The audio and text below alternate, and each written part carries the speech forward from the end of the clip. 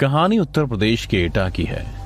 एटा के चमकरी गांव की इस हवेली से अचानक एक चीख गूंजती है। आवाज किसी लड़की की थी जो कहती है, मुझे हवेली से मत निकालो, ये मेरा घर है, वरना मैं तुम सबको बर्बाद कर दूंगी। कई खौफनाक हवेलियों या भूतिया हवेली के किस्से अब तक आपने सुने होंगे, मगर ऐसी कोई हवेली नहीं थी जहां कोई रहता हो। इसलिए दास्तान कितनी सच है और कितनी झूठ, ये शक हमेशा बना रहता है। मगर जिस हवेली का जिक्र मैंने अपनी किताब में किया है, वहां एक परिवार रहता था, मेरा परिवार, और साथ में रहती थी रमिया बाई, जिसे मरे 200 साल का वक्त गुजर चुका था। अगर वक्त के पन्नों के हिसाब लिया जाए तो यह हवेली करीब 200 साल पुरानी है। यह हवेली बाकी हवेलियों की तरह वीरान नहीं, बाकायदा आबाद थी मेरे परिवार के लोगों से, मगर तबाह है एक रूह से। जी हाँ, इस हवेली में जिंदगी और मौत साथ साथ रहते हैं। जब मेरा परिवार इस हवेली में रहने आया तो आसपास के सब लोगों ने हमें यहाँ रहने से मना किया था। मुझे आज भी ये बात अच्छे से याद है। जब हम हवेली में गृह प्रवेश कर रहे थे तो गांव के लोगों का काफिला हमें अंदर जाने से रोकने आया था। चौधरी साहब, ये अनर्थ मत करिए। आपका भरा पूरा परिवार है, 2 बेटे हैं, 1 बेटी है, पत्नी है, फिर आप सारी दुनिया छोड़कर इस हवेली में रहने आए हो। अरे भाई, प्रॉब्लम क्या है? मैंने इस हवेली को रहने के लिए खरीदा है। इतनी आलीशान हवेली है और आप लोग हैं कि हमें यहाँ रहने से ही मना कर रहे हैं। कोई भूत वूत रहता है इस हवेली में? रहता है नहीं साहब, रहती है। तवायफ रमिया बाई रहती है इस हवेली में। कितने लोगों ने इस हवेली को खरीदा और अपना परिवार तबाह करके चले गए। इतने बुरे हालात हुए कि उनकी लाशों को चिता देने के लिए कोई उनका अपना जिंदा नहीं बचा था। गांव वालों और पापा के बीच में ये बहस घंटों तक चली, पर मेरा सारा ध्यान अभी भी हवेली पर ही था। वैसे पापा ने सही कहा था, हवेली दिखने में तो आलीशान थी। मैं बाहर खड़ा हवेली को ही निहार रहा था कि तभी मैंने देखा एक औरत हवेली की छत पर पैर लटकाए हमें ही देख रही है। दिखने में डरावनी थी, बाल भी इस तरह बिखरे कि कोई देखकर ही पागल गए। पर इससे पहले मैं इस औरत का जिक्र किसी से कर पाता, वो मेरी आंखों से ओझल हो गई। मैंने इसे अपने लड़कपन का वहम समझ बुला दिया। इधर पापा और गांव की बहस का कोई नतीजा नहीं निकला। पापा अपनी जिद पर अड़े रहे और गांव वाले अपनी। थक हार कर पापा हम सबको साथ लिए गुस्से में हवेली के अंदर चल दिए।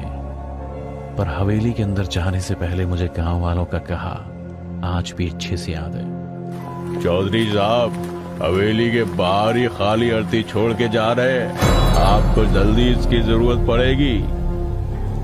पापा ने गांव वालों की इस बात को हवा में उड़ा दिया। हम पापा के साथ हवेली के अंदर जा ही रहे थे कि तभी मैंने देखा वही औरत अब हवेली की खिड़की से हमें ही अंदर आते देख रही है। इस बार मैंने जानबूझकर किसी से कुछ नहीं कहा। मैंने पहले ही सोच लिया था कि मैं अपने भाई बहन के साथ मिलकर इस औरत को ढूंढ निकालूंगा।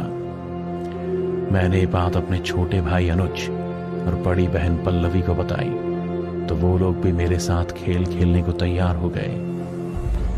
रात होते हम सबसे पहले तो छत पर गए, जहां सबसे पहले मैंने उस औरत को देखा था, और फिर उस कमरे में जिसकी खिड़की से वो हमें अंदर आते देख रही थी। पर तीनों भाई बहन में से किसी एक को कुछ नहीं मिला। बस पायलों की छन छन सुनाई देती थी, बस कोई दिखाई नहीं देता था। अभी 3-4 दिन ही गुजरे थे कि मैंने माँ को पापा से ये कहते सुना कि उन्हें अभी रात में किसी के पायल की आवाज सुनाई देती है, और कई बार तो उन्हें एक औरत भी दिखाई दी जो अक्सर माँ को ही देखती रहती है। छोटा भाई 2 बार सीढ़ियों से गिर चुका था। बड़ी बहन का शरीर हमेशा ही दर्द करता रहता, और पापा ने तो हवेली में आते ही बिस्तर पकड़ लिया था। उन्हें अक्सर बुखार ही रहता, और माँ का कभी हाथ कट जाता तो कभी कभी साड़ी जल जाती। इतनी बार तो वो मरते मरते ही बची थी।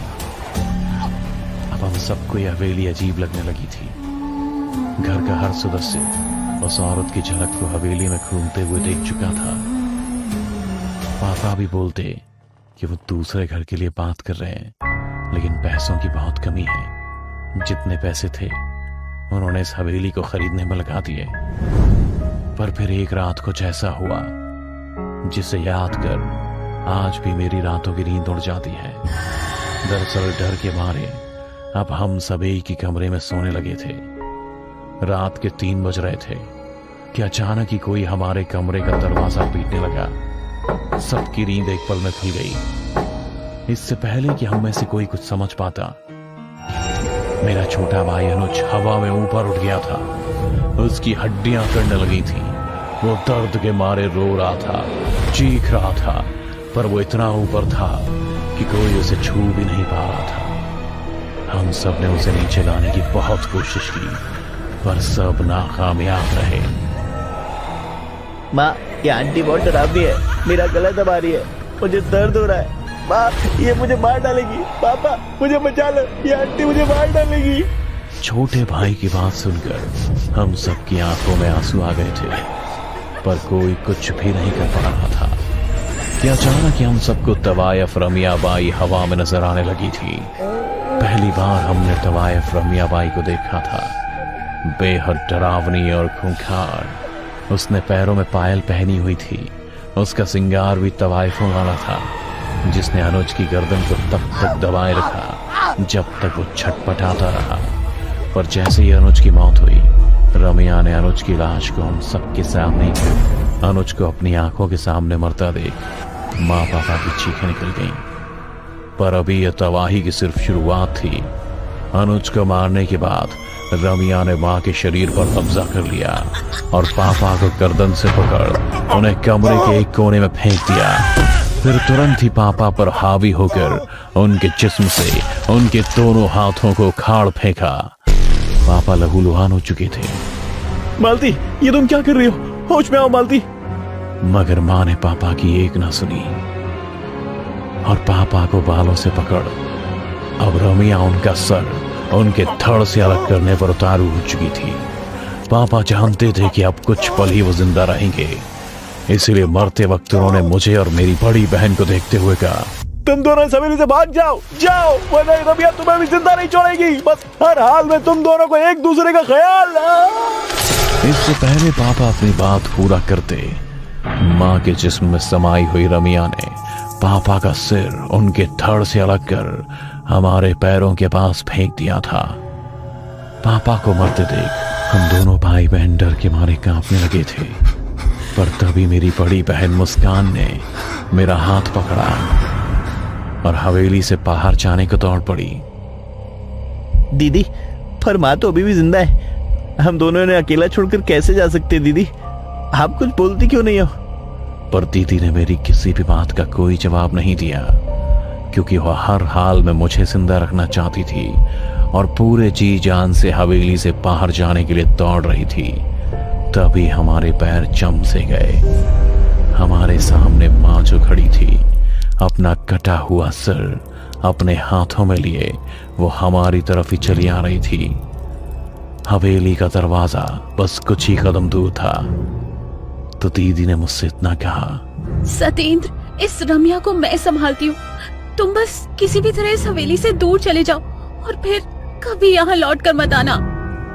मैं दीदी का हाथ छोड़ने को तैयार नहीं था, इसलिए खुद ही दीदी ने अपना हाथ छुड़ाते हुए मुझे हवेली के दरवाजे की ओर जाने के लिए धकेल दिया और खुद रमिया की ओर तेजी से दौड़ पड़ी। रमिया ने भी तुरंत माँ का जिस्म छोड़ दिया और दीदी के शरीर को अपने कब्जे में कर लिया।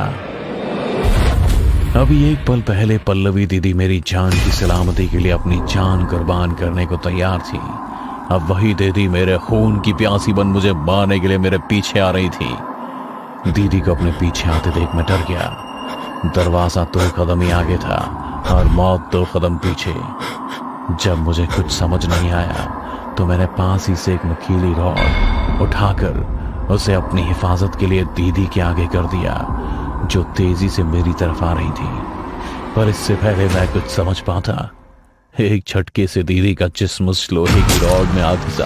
दीदी मेरे हाथों ही मारी गई थी, पर खुदा की रहमत थी कि दीदी ने मरते मरते भी मुझे जिंदगी दे दी थी। दीदी के शरीर से मुझे इतनी तेज झटका लगा कि मैं खुद ब खुद हवेली से बाहर आ गिरा। मैंने जब अपना होश संभाला तो देखा कि अनुज की उजड़ी हुई बॉडी मेरे बगल में बेजान सी पड़ी थी। मेरा सारा परिवार एक रात में खत्म हो चुका था। मैं रात भर बस उस हवेली को देखता रहा और रोता रहा। रमिया भी मुझे कभी खिड़की से तो कभी हवेली की छत पर से रोता हुआ देखती रहती।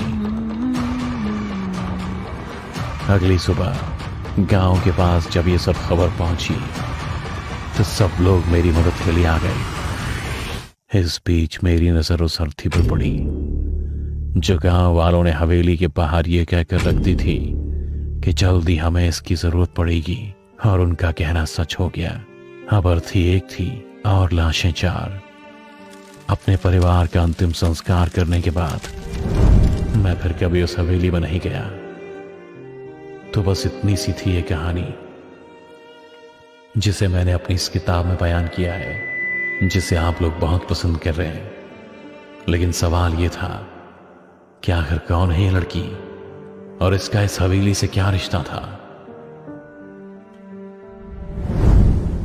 रमिया बाई, उसकी पायल जब छनकती थी तो लोग दीवाने हो जाया करते थे। हर हवेली का मालिक ये सपना पाला करता था कि एक दिन ये घुंघरू उनके लिए, सिर्फ उनके लिए छलकेंगे।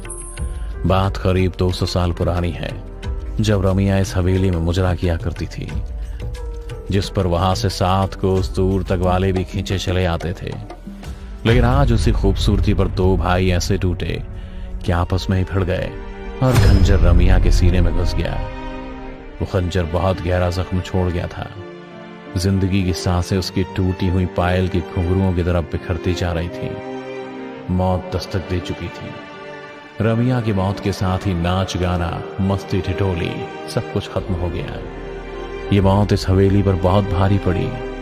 वक्त बीतता गया मगर उसकी यादें कभी धुंधली नहीं पड़ी।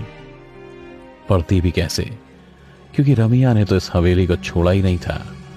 वो आज भी लोगों को नजर आती है, मगर गाती गुनगुनाती नहीं, बदहवास घूमती हुई, याद करती हुई उन सुनहरे दिनों को जब एक महफिल उठती नहीं कि दूसरी सजाने को बेताब लोग वहां पहुंच जाते। फर्क सिर्फ इतना है कि 200 साल पहले इस हवेली से हर शख्स मस्ती से झूमता हुआ निकलता था, मगर आज यहां से सिर्फ लाशें निकलती हैं। शायद किसी ने सच ही कहा है, तवायफ सचमुच सब कुछ तबाह कर देती है।